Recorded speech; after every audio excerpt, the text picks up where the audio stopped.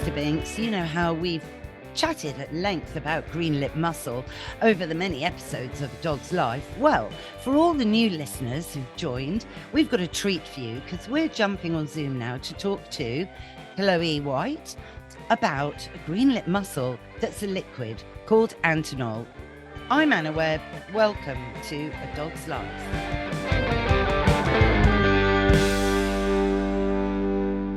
Chloe White, welcome to A Dog's Life. Thank you for having me. I'm so excited to be here. It's great. Chloe, we've had a few conversations, haven't we, of late? We have. Mainly on a subject that a lot of people listening know that I'm extremely passionate about, which is green lipped mussel. Absolutely. Something I'm very passionate about as well. Luckily. Yeah, no, I know. Well, I met Antinol, didn't I, at Edition Dog Live. So going straight in, which is a really interesting concept in green lipped mussel. And it's interesting to talk about this because green lipped mussel is, I think, maybe more important to cats than dogs. I mean, it's a really hard thing to say. It's a bit of a general statement. But cats, you know, Chloe, in your career as being a vet nurse, you've obviously seen a lot of poorly cats. And how many of them would you say are, you know, arthritic and perhaps suffering a bit from, you know, not being able to move so much and being in pain? Well, it's funny you ask this question because, you know, when I was in clinic, I would have said not that many because I was very ignorant to what actual cat pain looked like. And it's only since I've come out of clinic and I've kind of specialized, as it were, in nutritional welfare. And I'm much more well-read than I used to be, that I now know that it's probably much worse than we kind of appreciate as a cat-owning population. So when you look at the data, and this is instantly going to be depressing, but I want to caveat with there's lots we can do. And so there's lots of positivity to be had. But we'll start with the rubbish bit first. So in one study, it was shown that 90% of cats over 10 have radiographic evidence of something called degenerative joint disease. And so basically what that means is that we can see on an X-ray in at least one joint that 90% of cats over 10 have osteoarthritis in a joint.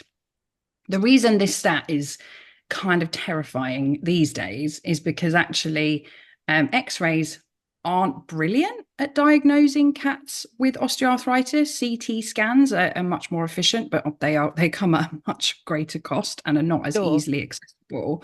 Yeah. But the fact that essentially we know that the non-gold standard approach finds it in 90% of cases would suggest that actually an even greater percentage of cats over 10 have got some kind of joint problem.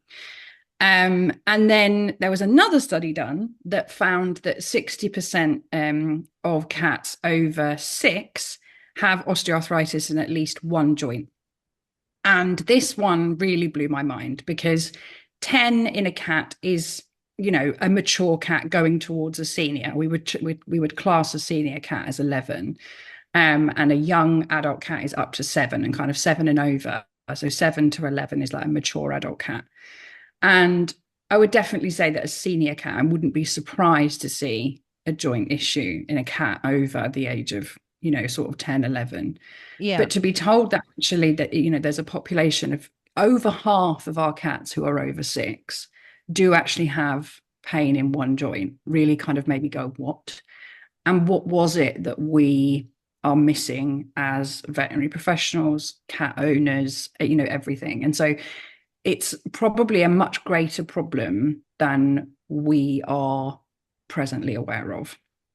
Oh, it's so interesting, isn't it? You know, but if you think that most cats sadly eat, well, in my view, as a nutritionist that's studied with naturopathic influences, Mm. a lot of cats get addicted. Well, cats do get addicted to what they eat. That's a fact. So by 6 months of age, if you've not had that kitten, since a kitten, a cat since a kitten, you're going to have trouble switching their diet after 6 months, because they become addicted to all of the additives and colorants and so on and so forth in a lot of cat food. So for me, that's part of it, because another aspect of cat health, which is really, really worrying, is the number of cats that die of kidney failure, which is one of the main killers, actually. I think, what is the figure, Chloe? Is it 70% or 80% of cats? It's kind of looking, when you look at the data, it tends to kind of switch in between. So the thing with cats is that we know that they were naturally kind of originate, our domesticated cat, as from sort of North Africa, somewhere around that. And so they are essentially like mini camels, in the sense that they don't have to drink a lot of water, but when they do, they take on a lot of water. And this is why you probably will have noticed that your cat will sit, and when they have a drink, you're like, oh my goodness, do you want to stop? Like they go on and on and on and on. And so then essentially that kind of adaptation has meant that their kidneys can, as they age, and because we are better at looking after them and they are living for longer, are put under much more stress than they perhaps would have been if they were, in inverted commas, living in the wild. And that's why we tend to see that, cats do suffer with kidney issues as they age. But it is actually something that is very easily managed with diet. And yes, you're not going to be able to, cure it or even kind of stop it from progressing, but ensuring a low phosphorus diet is the key thing to slowing down kind of the degeneration of the nephrons in the kidney, which is essentially like the filters. And that's one of the best ways of improving their quality of life, because it will help them feel less kind of nauseous and stuff. But that's apparently, we know that in humans with kidney failure, that the nausea is really quite horrific. And they also report like a really horrible taste in their mouth, in the fact that they're like, everything tastes horrible, which also can contribute to that feeling of just general that's why. Well, they're desert animals, aren't they? Essentially, they've come from Africa. You look at lions and leopards and so on, and they will get moisture from their food. And that's the key aspect, I think, because lions will probably go for weeks without finding any water, because they live on an African plain. So as you say, when they drink, they'll drink for England, or but in the meantime, they are getting a lot of moisture from their food. Certainly, that's what I've always ensured.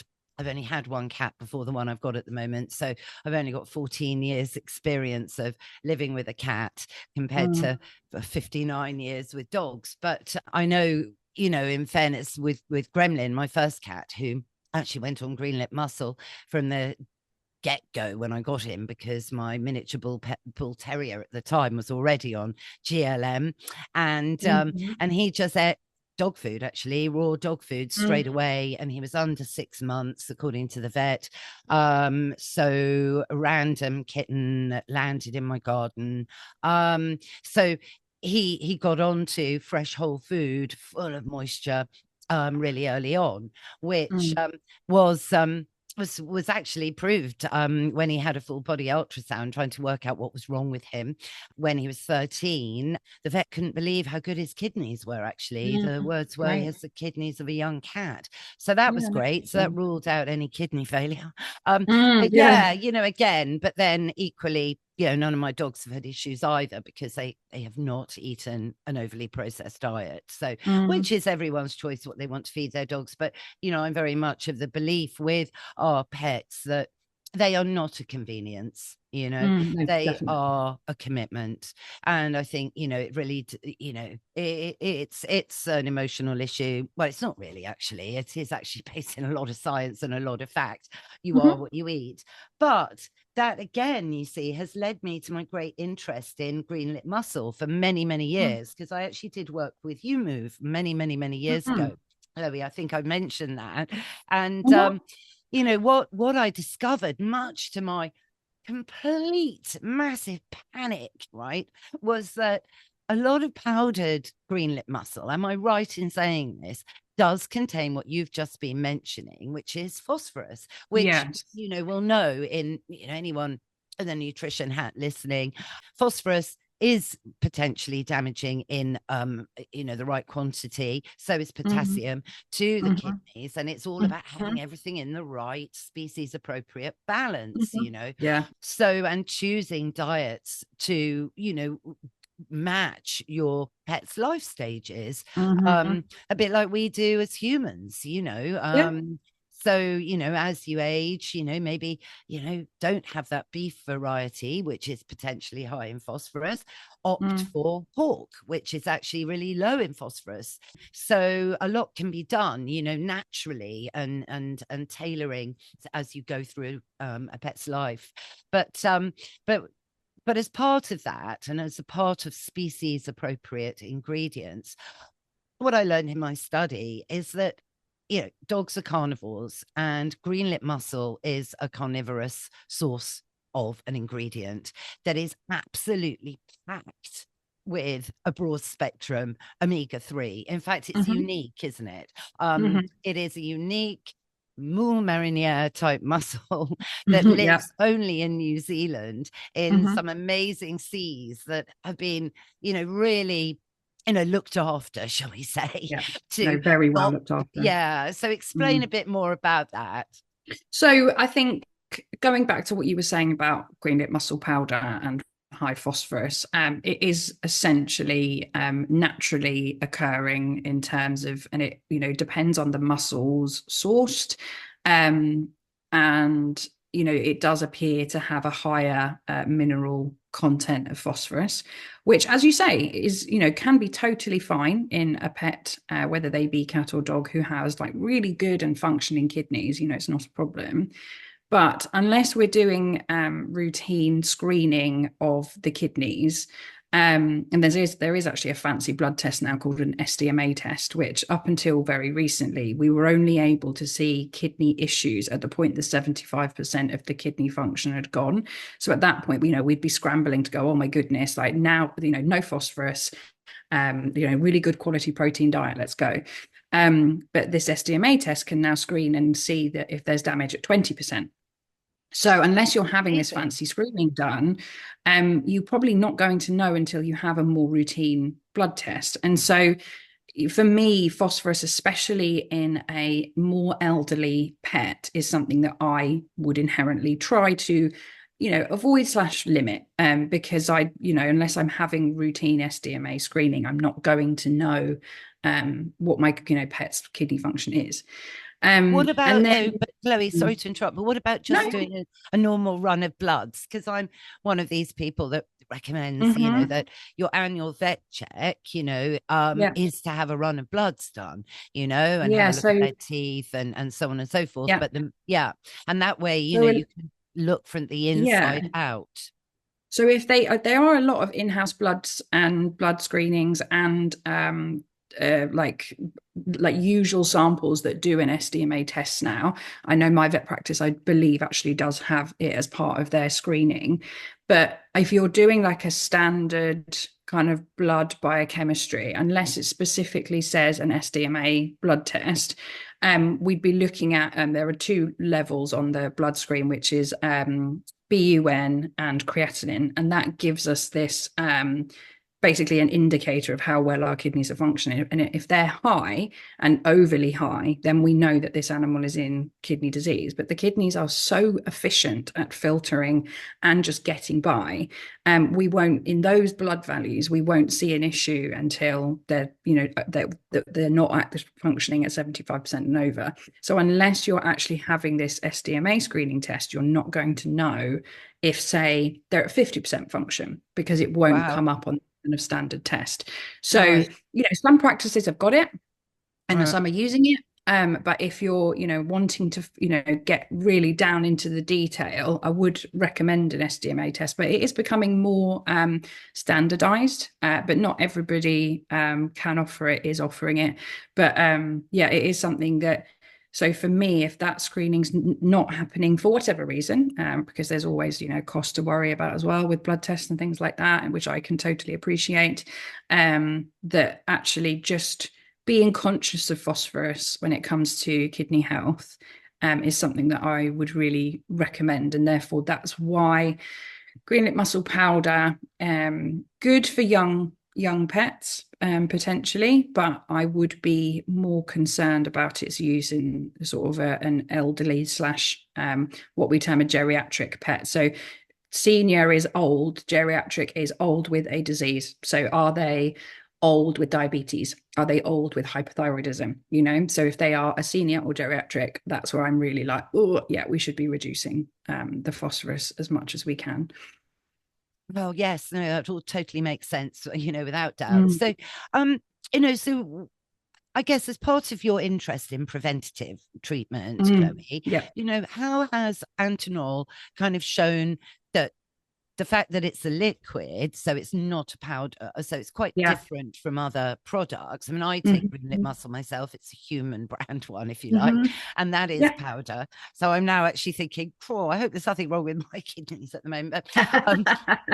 But you do. I mean, that's what's so interesting, I think, about being involved with pet health.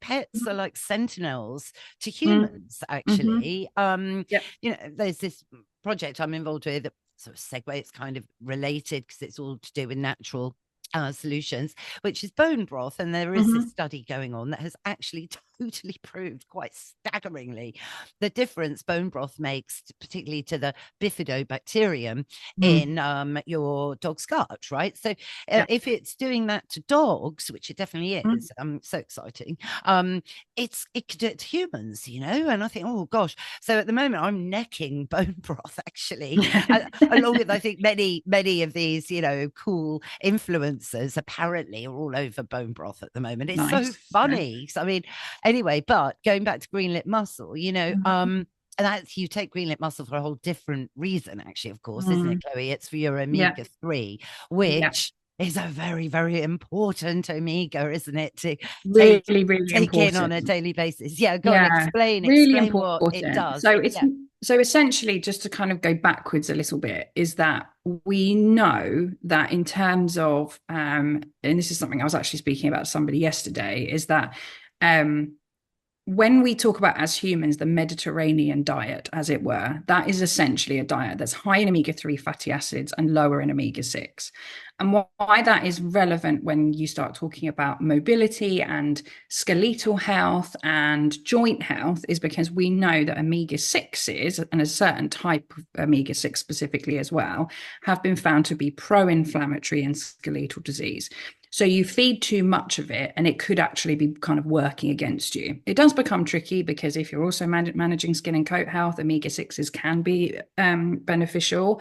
But actually, when it comes to managing sort of anything within an inflammatory process, so whether that be joint health, urinary health, kind of insert any kind of disease associated with inflammation, it's omega-3 fatty acids that have been found to basically slow down the production of inflammatory enzymes, which are called cytokines. And they're cells that call for more inflammation. And that would be fine if it was like a short-term injury. But when you are chronically inflamed, actually what you don't want is for more and more inflammation to be kind of called upon. And so this ratio of having a really high level of omega-3 fatty acids to a lower level of omega-6 has found to not only reduce the amount of pro-inflammatory enzymes that are being called for, but also kind of slow down the production of them in general. And so in terms of what we should be aiming for when, looking for a joint supplement or, just any kind of, I need to think about supporting my pet's, health, is something that is high in omega-3 fatty acids, but correspondingly low in omega-6. Because even if you have the same level of omega-3 to omega-6 within a diet, a nutritional product, if you're feeding to actively reduce inflammation, that omega-6 might be too high. So Yes. what you need to be looking for is like a 2 to 1 or a 3 to 1 ratio of Three having to a one, much I higher think. level. Yeah. Yeah, a I much mean, isn't higher it? I level of know omega-3. yeah, 3 to 1, I think, is desired, isn't it? And Mm-hmm. that's 3 to omega 3 and 1 to the omega 6. Yeah. Um, Mm-hmm. because as you say, otherwise, the 6 can be pro-inflammatory. Mm-hmm. But this is it. But you say so for obviously for musculoskeletal conditions. Mm-hmm. I don't think people realize, Chloe, actually often Mm-hmm. that arthritis is just inflammation of the joints. Yeah, yeah, an aggressive inflammation. But the problem with arthritis as well is it then causes a host of issues in elsewhere. So yes, it is a mechanical kind of degradation and failure of a joint, if you're unlucky, more than one joint. But that failure affects the rest of the body in the sense of the other joints have to compensate, whether that be another limb, whether that be the back, in terms of their actual spine and the way they're having to shift weight. And the other problem is if we don't get on top of the pain, you can get something called, I always struggle because it's a lot of sisses, is central sensitization, which essentially is where, because that pet is in so much pain, everything becomes more painful. And it then is almost like a ripple of effect in the fact that it just exponentially expands.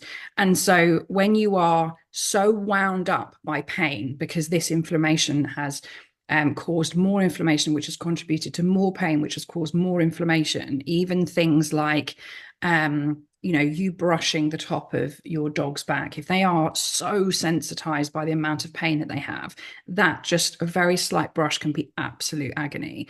And so that's why, yes, osteoarthritis is ultimately inflammation of the joint, but when we leave it, that's where it can become really catastrophic, actually, for a pet, especially Oh no, when of they can't course. Oh no, it's talk awful. about, No, yeah, yeah, no, talk dogs about should their remain pain, I mobile, think. but that's where, of course, Mm, green lip muscle comes in. yeah, We know yeah. that omega 3 will reduce the inflammation. Mm-hmm. And do so much more, help with Yeah, brain cognition, yeah. as well, and with skin and coat. You mentioned that earlier, Mm-hmm. and of course, Mm-hmm. the skin is the biggest organ in the body. So Yeah. when just as in people again, sorry, I like to, and you're No, someone yeah. covered in acne, you think, well, you're obviously your diet maybe isn't very good, Yeah. or maybe you should take some green lip muscle. um Mm-hmm. but but there's other stuff in research on green lip muscle which is so interesting. I mean, there have been studies done Mm-hmm. comparing GLM with NSAIDs, Mm-hmm. non-steroidal Yeah. anti-inflammatories, which are great. Of course they work, but of course Mm-hmm. they tend to look at the symptom, pain, Mm-hmm. let's attack Mm-hmm. it, but they don't really look at the cause. No. So, and that's where a natural option for pain management, to my mind, certainly in my study, what I've learned is the way to go, because Yeah. you'll know, Chloe, about that term body burden. And we're Mm-hmm. talking about, phosphorus can contribute to the body burden, as we talked about just a second ago. So being aware of that to keep the body burden of the kidneys not so Yeah. strained. But of course, so you've got the body burden thing in the whole dog's body to think about, which can come from a multitude of factors, be it their diet, be it their environment they live in, be it the exercise or not that they have every day, be it the stress that they, Mm-hmm. absorb from their guardians or not, and Mm-hmm. all of these things contribute to the whole. But there's a lot of other things in green lip muscle that have proved to actually inhibit some of the enzymes that can Mm-hmm. actually, work to create the inflammation.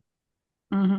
Yeah, no, exactly. And I think we're at the tip of the iceberg, if I'm honest, because every time they do more research into omega-3s sourced from, marine sources, green lip mussel, krill, etc., that we find out more information. And I think what you said there is really important. It's that when we talk about managing mobility, the ideal is, a holistic management. And that immediately sounds quite hippie, but that Not to my frustrates listeners, me. Chloe, not to Yeah, my no, listeners. They're already but switched on. no, because, yeah, no, exactly. And I get annoyed when people are like, oh, for God's sake, holistic management. Because I'm like, no, because what holistic means is looking at the entire animal, as I'm sure your listeners are very aware.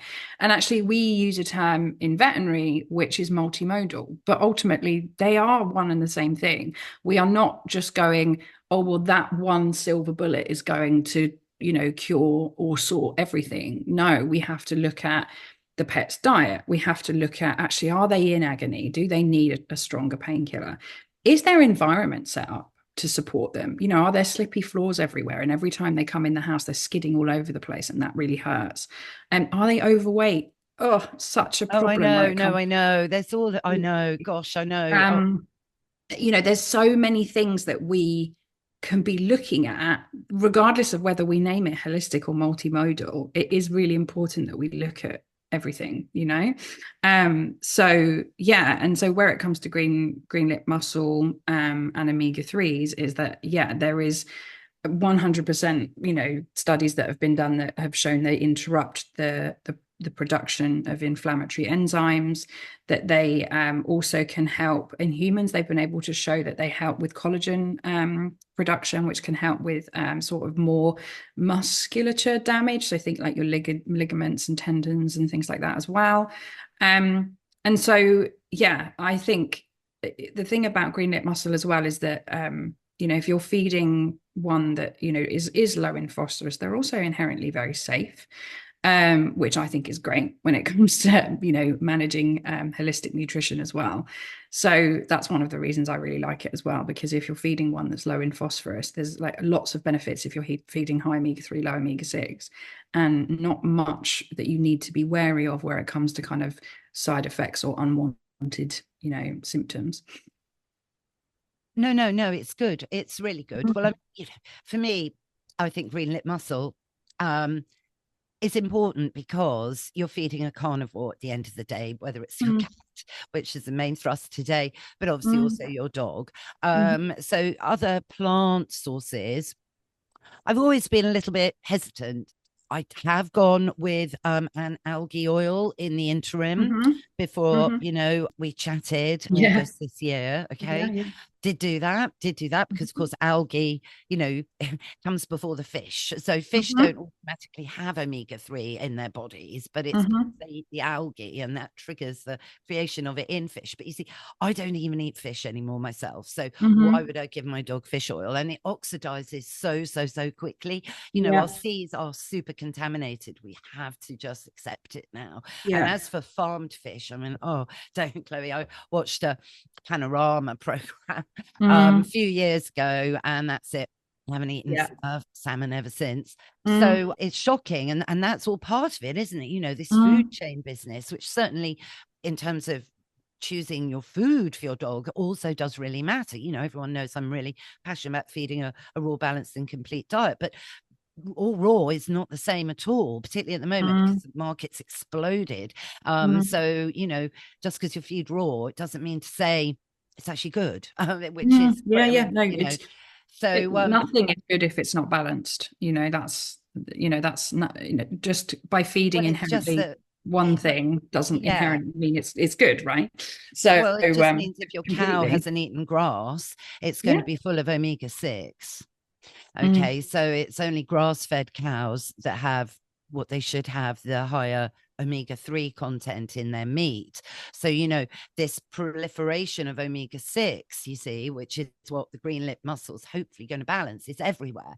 It's in the food, because a lot of cows, sadly, don't eat grass, which I know sounds mad, but that is the world we're living in. And most cows are not finished, even if they have eaten mostly grass in the last phase before they're slaughtered. They don't eat grass, so they're not finished on grass, which is a big conversation point at the moment in the nutrition field, actually, because and as for feeding your dogs, for me anyway, on plants is a bit bizarre because they definitely are full of omega-6, but that's another subject. But listen, what is it with cats, Chloe? You know, like, again, cats eat fish, right? That's what we've always been taught in all the Tom and Jerry cartoons and so on and so forth. But they're meat eaters primarily, obligate carnivores. Yeah, it's funny, isn't it? Because, like you say, I remember,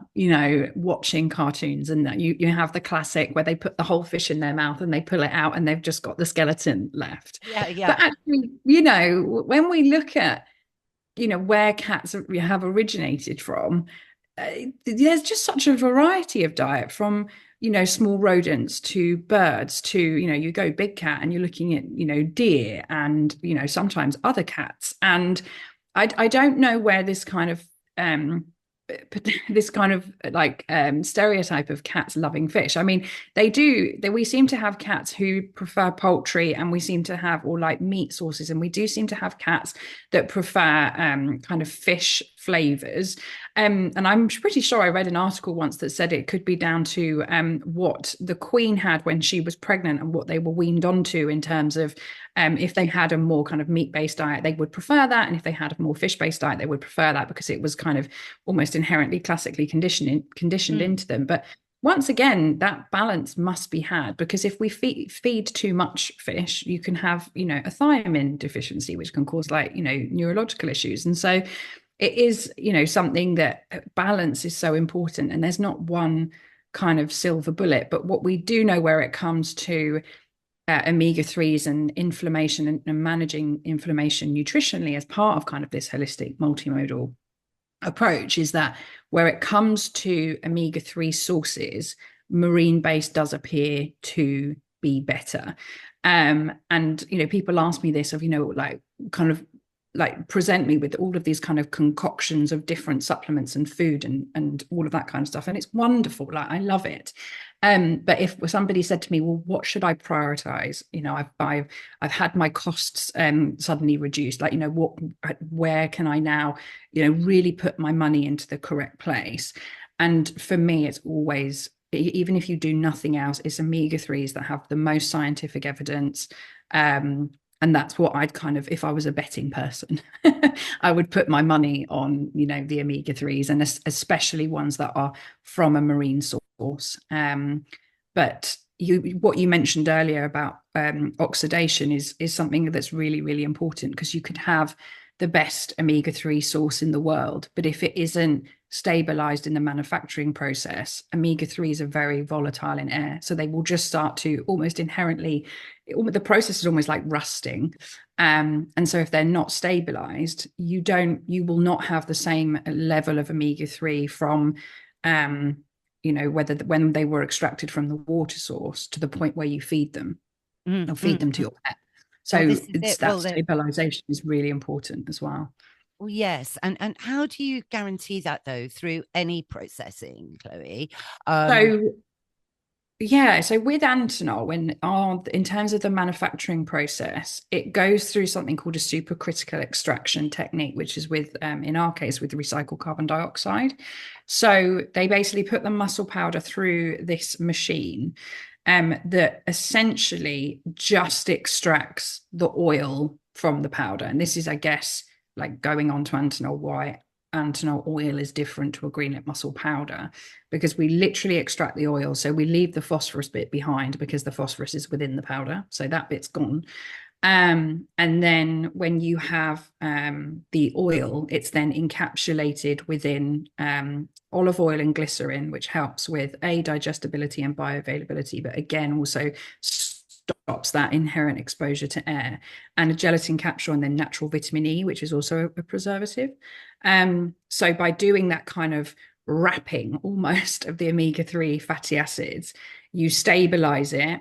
It also inherently makes it more potent. The biochemists are still trying to work out why this happens, but it definitely seems to. And at that point, then that's how you can stabilize it. And so people ask me about feeding, oils and stuff from a pump. And my only worry about that is, like, what is the actual mechanism of the the product that you're dispensing it in? Like, can it be exposed to air? Are you opening it and looking into it? Is it like, I know there are some skincare products with things like vitamin C now that are incompletely encapsulated, so it can't be exposed to air. But that would, for me, is the actual packaging stopping that exposure to air, or is the actual manufacturing process stopping the exposure to air? And in Antinol's case, it's the manufacturing process. And it means the expiry date's really long. We have like 3-year expiry dates on us. So that's always handy as well. Well, yes, no, that's great, isn't it? Yeah. No, but this is brilliant. And I just love, I love the idea of a gelatin capsule as well, actually, because that's collagen. So in a way, it's an added bonus. It's like the bonus. Yeah. And it just helps with that bioavailability as well, in terms of getting it to the tummy. And actually, most pets, cats, dogs, do find Antinol quite tasty, to be honest. They eat it fairly well. And they're so small. Like, if you've never seen an Antinol capsule, they're roughly about the size of your little fingernail. So versus some of these really big powder capsules that can be really quite tricky to get into, Mr. Bink sized dogs or cats. Actually, it's quite handy to have something sort of very, very small that you can also kind of melt or pierce and squeeze the oil onto the food as well. So yeah, no, it is, the gelatin capsule definitely helps with palatability as well.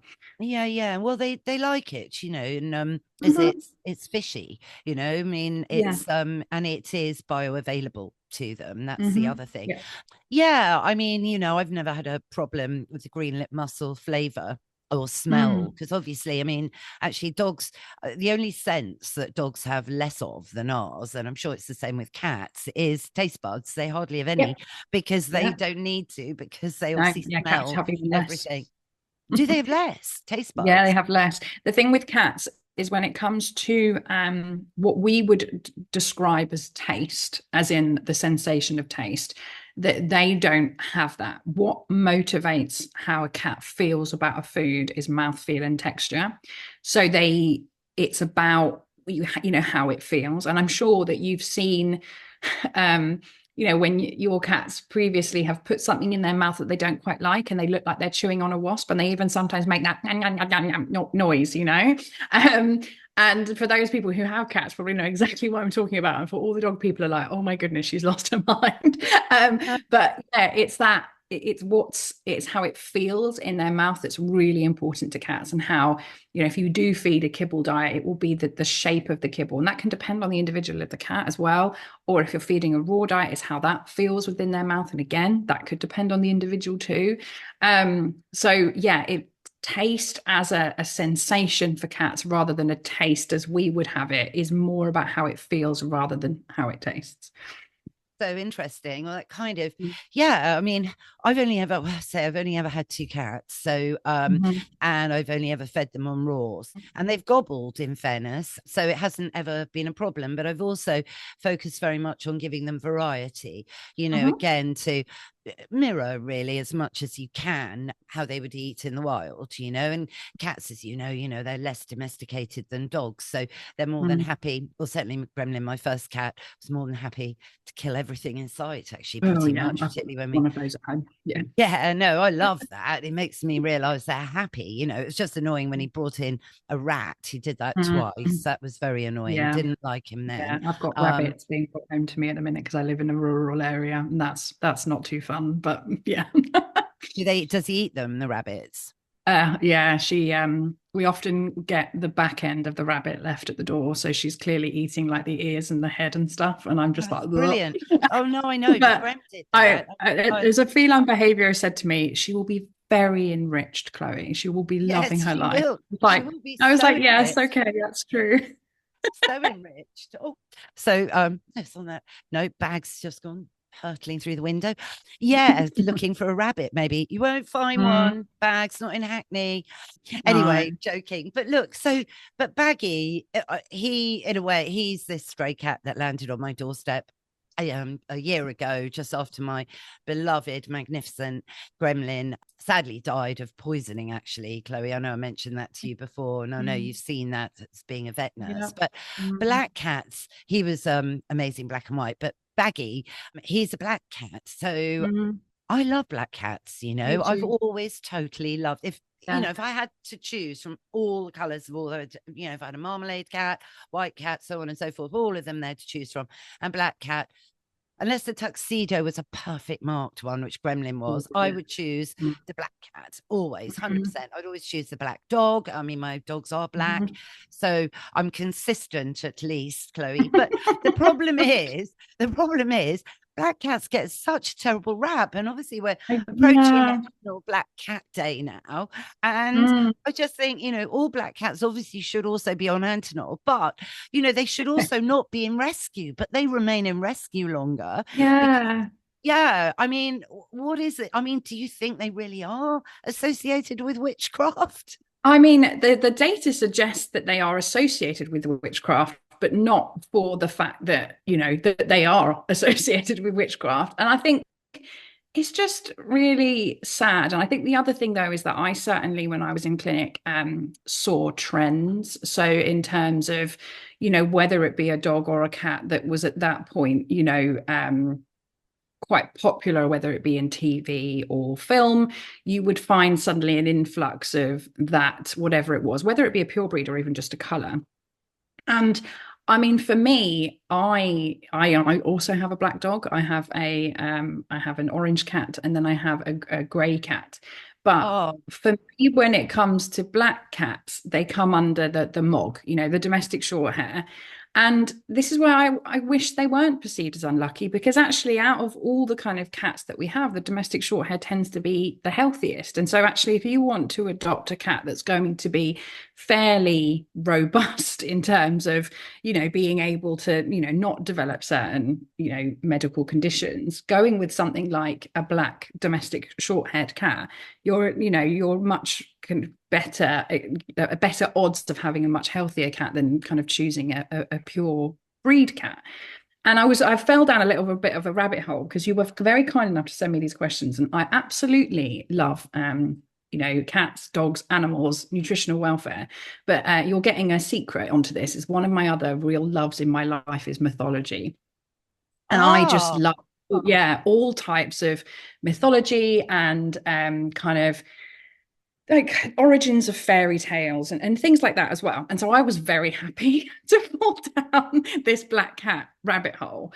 And what I found was that one of the, you know, like you say, one of the reasons there's this negative association with them being bad luck is very English centric, not even British, English centric kind of Christian belief, in the sense of, at one point around the time of witch trials, they were associated with being familiars of, you know, witches essentially.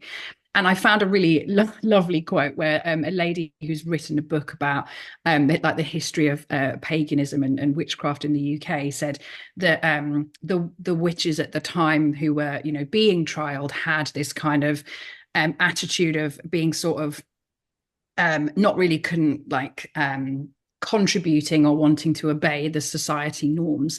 And one of the other reasons cats might have been pulled into this is obviously they are very aloof when they want to be and will not be controlled by anyone. And so, you know, was it their independence and their lack of loyalty in the sense of a dog, you know, was it that also kind of contributed to them not being seen as valued, and therefore being kind of partnered and parceled into this pile of you know, negativity when it comes to black cats? But it is a very English centric belief, because then when I did my deep dive, in Wales, black cats are said to bring luck to your home and can even predict the weather. So I was like, that's fascinating. What is it about black Welsh cats that are inherently better than English black cats? But also, I mean, we've mentioned before about, you know, cats being descended from Africa. But we also know obviously of how cats were completely honored by ancient Egyptians and in Egyptian culture. But specifically, black cats were honored above all else because they resembled the cat goddess, specifically Bastet, who was, you know, one of their cat goddesses, but she was specifically drawn as a black cat. So a black cat was seen to be of something really valuable and wonderful. And actually in China and Japan, where again we know about kind of black cats, or that them having the lucky cat, as it were, black Yes, cats specifically are considered to bring good luck and attract wealth. So I think this is a tradition now that needs to be thrown out of the window, because actually it is a very English-centric cultured thing to have this kind of, oh, well, black cats are unlucky. Because if you look beyond our borders, even to our direct neighbour of Wales, they're not seen to be unlucky. And I certainly have never, noticed that black cats are any more unlucky where it comes to health and, welfare in that department. They do just seem to not be as adopted so quickly. But oh my goodness, I love a mini panther. I love them. Oh, I know. I love it. I love it. And mostly black cats are boys, aren't they, as well, Chloe? Down to some genetic chromosome issue. They only need one chromosome. So there's apparently, I don't know if this is true, fewer female black cats. So mainly. Yeah, I think so. I think there's something about the genetic linking that you're more likely then to get the tortoiseshell or the calico.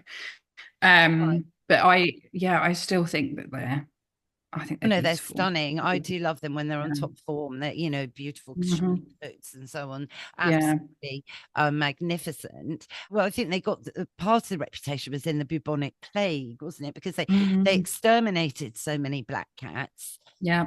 Because they believed that the cat brought on the bubonic plague, but because they killed so many of the cats, there weren't enough cats to kill the rats. If they hadn't killed the cats, less humans probably would have died. So it was a bit of a silly thought process, perhaps. Yeah, well, it was ultimately that it wasn't even the rats, it was the fleas on the rats, wasn't it? And so the fleas, of course. Yeah. So it's essentially the bubonic plague is a zoonotic disease in the sense of it being a parasitic one that was passed on from parasites essentially. But I think they believe there was they kind of understood that there was an association with animals, but not understanding what that association was and the fact of it being a parasite. So I think they pretty much, they killed the cats, they killed the dogs, they killed anything that they thought might like somehow be linked. And obviously it's more tricky to kill a rat as a human, I think, than it is to kill a cat or a dog. But inherently, by killing cats and dogs, like you say, they then started wiping out the natural exterminators that then would have helped them. Maybe we deserved it. I don't know. Well, me, probably, I'd say to that. Eye for an eye and a tooth for a tooth. Listen, no, it's great. Well, I must say, Chloe, I'm really excited about liquid green lipped mussel now. It's like being this great thing, if you like, revelation, I think is the word. So and I'm thrilled. Baggy has a bit of a skin issue, but I'm really hoping, you see, that his balanced good diet, which I'm confident he's having, coupled with a lot of bone broth, coupled with Antinol, really quite very natural supplements, kind of core supplements. We're going to shift it because he arrived in a bit of a terrible state a year ago. So obviously I know, he's standing straighter now, thanks to great. Awesome. Just massage, lifting him, all this stuff, encouraging stretching and all of that, which is helping. So he's far more mobile than he was. Gosh, he honestly, I don't think the vets actually thought he was going to live, to be honest. So he's done well, but this persistent skin thing has come back recently. I have my own things. We can't talk about it on the podcast, actually, what I think it is. The link is there with Gremlin if you can see it. So I think he's got some problems that need to be fixed at a deeper level. One thing I would say about skin and coat versus mobility when it comes to omega-3s is it can take longer. So I know like right at the beginning of the podcast you talked about the skin being the biggest organ of the body, which is 100% correct. And because of that, we talk about inflammation and mobility benefits, and in certain studies we've seen differences at like 2 weeks, around 28 days, like a month, and then also maybe around like sort of day 40. So we usually say, like, when it comes to mobility improvement, 60 days is like a really good time to kind of be looking to see for improvement essentially. But with skin and coat, the way that because of it being the largest organ in the body, it takes the longest to repair because there's just so much of it. And so when people ask me about seeing kind of improvements in that, and whether that be because you're supplementing or you're doing like a feeding trial or you're having to manage environmental allergies, the skin and coat can take such a long time to repair that it might be like 10 or 12 weeks before you even start noticing a difference. And the only thing I'd say is say to that to anybody who's struggling with environmental allergies or a skin issue, my heart really goes out to you, because it's really something so difficult to get on top of, especially with the itch scratch cycle. And if they're doing self-trauma, it's such a tough ride. But I wouldn't be alarmed if, you're getting to sort of 2 months in and you're thinking, oh my goodness, like I still haven't seen that much of an improvement, because it can, not start improving until about the 3-month mark. So I just want to send love and strength to anybody on a skin journey, because it really can take its time to be gotten on top of. That is interesting, isn't it, to hear? I mean, Mr. Binks is now, we will have to talk dogs separately, I think, on another occasion, Chloe. I'd be more than happy to come back. Yeah. No, great. No, good. I think we have to, because I think we're running out of time here. But I was going to say, yeah, no, Baggy, I've just caught you out the corner of my eye, actually, because I'm by the window, racing up my garden. Like, he does love to do his galloping now, and it's like so fun. Yeah, no, he loves it. So he's only been on Antinol probably 4 weeks, you see. Yeah. So, and I'm kind of thinking that this sudden sort of outburst of just around his shoulder blade, very located. He said it coming out in different parts of his body, and I'm hoping this is the last phase of it coming out. Oh, I hope so. Yeah, I know. It was very scaly when he arrived. Oh, yeah, but I'm hoping that, you see, because could the omega-3 be bringing it out, whatever it is that needs to come out, because they're very easy? I don't know if it would be bringing it out, but it can take that amount of time for the body to almost kind of, I don't like using the word detoxify because it's not really relevant to the skin, but it can just take that amount of time for the skin to kind of process and then repair and then heal.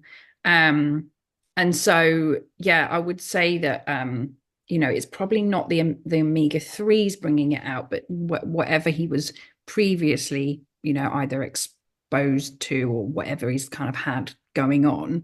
And hopefully now it will start to, you'll hopefully start to see an improvement in the coming weeks. But yeah, they're just really, really tricky, especially if you have I'm hoping he's not scratching and traumatizing it, but when you do, it's so hard. I know. Hard. Oh, it's so hard. No, I know. No, he's not too bad, actually. I mean, he's a lot better than, because he arrived practically bald, you see, Chloe. Oh no, he was brown. He only had fluffy undercoat. Shame. I know, and so thin, I mean, ridiculous, and so on, so, wasn't, it's a funny thing. That's why he's called Baggy, because he's got bags of character. Yeah. And he looks like a Bagheera to me as well. Oh, he will be one day. I mean, that's why he is. That's it. He's called Baggy rather than Bagheera. I think we all love Bagheera, don't we? Oh, the Jungle Book, amazing. Love it. Oh gosh, Chloe, look, thank you so much for sparing your time for this great chat, which I hope, we've covered quite a lot in a nutshell, the power of Green Lipped Mussel on many different aspects of, your own human health, actually, as well as dogs and cats, but also, this concern, of phosphorus, and an awareness is the first step to, balancing this as your pet ages, isn't it, really, Chloe? No, absolutely. And the only thing I'd kind of add to that is I really, when I speak to cat owners, dog owners, I really get the thing from people where they're like, oh, I'm so stupid, or I feel really guilty and I didn't know. And I'm always saying to people, there's no shame in that. There's no shame in not knowing. Like, we only do the best with what we know at that time. And I talk about there being like no shame in the pain game, as it were, because, we don't always know. And we sometimes change what we do based on new research or, you know, whatever comes out. And so the kind of the thing I would say is, if you are worried that your cat is in pain, and perhaps you haven't noticed it or been aware of it, that's fine. It's, you know, it's not about feeling guilty. It's about going, okay, well, what can I do now, and how can we kind of change perhaps the projection of where we were going now that we know more. And so, yeah, I just don't ever want people feeling bad off the basis of learning more, because it just means we can do more. Exactly. And that's the wonderful thing of, you know, science, you know, revealing new remedies, new solutions, of which, you know, I do honestly feel that Antinol is one of those. So I'm when is Antinol going to launch for people? Well, the thing that I always say when people ask me this question is, because Antinol is distributed, you know, in the European Union as well as within the UK, it has to be fit for human consumption for safety. So, you know, if it was in the dog bowl and a child ate it, like, it would have to be safe. Right. So my thing to people say, oh, can I use it in myself? I just say, look, it's safe for human consumption. And then it's up to you to decide if you want to use it in yourself or not. But we don't have any clinical data for humans, I'm afraid. And I certainly won't be taking any calls for humans, because I much prefer 4 legs to 2 legs. Yes. No. Oh, I absolutely concur on that one, Chloe. Oh, that's brilliant. Oh, look, thank you so much for joining us today. Thank you for having me. Yeah, and it would be really good to, you know, have another chat. Really would love that. And anytime. Particularly to talk about the big cat sanctuary, which I do believe Antinol's involved with now, which I don't know. Yeah. I'd not heard about it, and then I googled it, and I absolutely urge everyone to do so.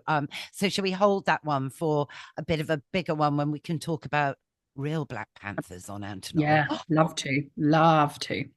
Okay. Thank you, Chloe. Thank you so much. That's our show, Mr. Binks. What did you think? Yes, I think we can both agree that black cats are good luck, not bad luck. Well, I hope you all enjoyed it.